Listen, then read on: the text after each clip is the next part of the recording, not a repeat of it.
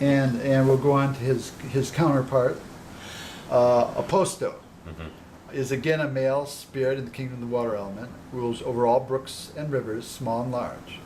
He informs the magician about what is at the bottom of brooks and rivers, and at which place underwater he can find jewels and semi-precious stones. Aposto is completely acquainted with the magic of the water principle. If the magician asks for assistance, Aposto will be pleased to give them to you. Such subordinate spirits have often saved people swimming or doing other water sports from drowning.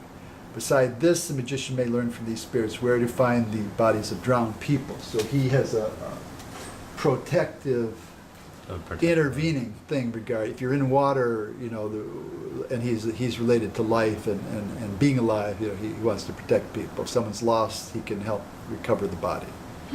He also knows, keeps track of what's valuable at the bottom of rivers and streams. So if you wanted to go hunting for jewels, you just talk to him? If you wanted precious stones, you could talk to him, but it would have to be a fair trade. Yeah, no, definitely. I get a lot more seriousness from him than Merman. I wouldn't say stern, because stern he's not of a stern quality.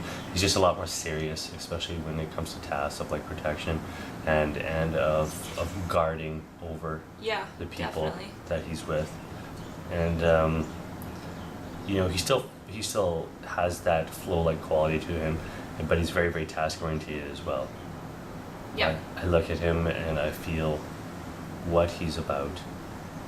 And he seems very serious in that jurisdiction of protection, that jurisdiction of his servants, and he's very active in that principle as a water. So I find a lot more fiery qualities to his aura and a lot more activeness, not necessarily gentleness, as before. Yeah.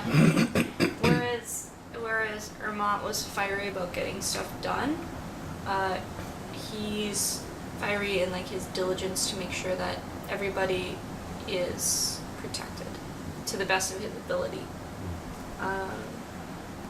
He has a serious. He's quiet, like he's always watching, he's observing, and he's moving. He moves very quickly between things. So if you're thinking of big rivers like the Nile or the Amazon or the Ganges or something, that's still their turf. The Detroit River. Kind of like, they're not brothers, but they do have a bond. They're strongly linked to each other. I guess as any two are men. Well, absolutely. They definitely share a similar jurisdiction as far as some qualities go.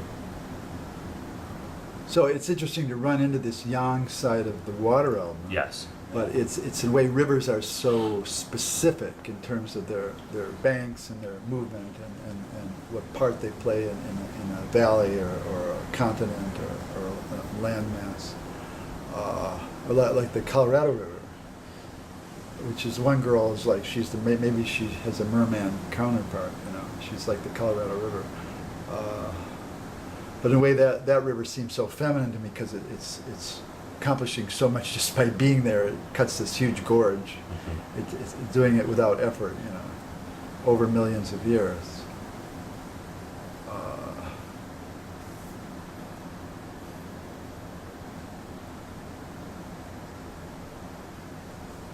It's interesting that the vibration of their mind is like that. It's like it's not what just right now. It's like right now, in the last 1,000 years is in this moment, 10,000 million years. It's to see through their eyes is to see the history in a way, which is very funny because a lot of elemental beings don't do history, but rivers are very. It was here and then it moved there. It cut through the plateau. It seems, both of them they have a sense of timelessness to them, but they're like, as long as their tasks are being done or they're task orientated, then absolutely time exists within their realm. For sure, as far as like this gets done and this has to get done, not this gets done from point A to point B and we're going to time it. But as far as like you say, like the chronological states of fulfilling that task, yes, very much so. They do that time definitely does exist in respect to that, Mhm. for sure. They're all about doing that and getting it done and making sure that's accomplished. And But that's a kind of male thing to be task oriented. It You is. need to start and proceed and yeah, finish. you know. absolutely.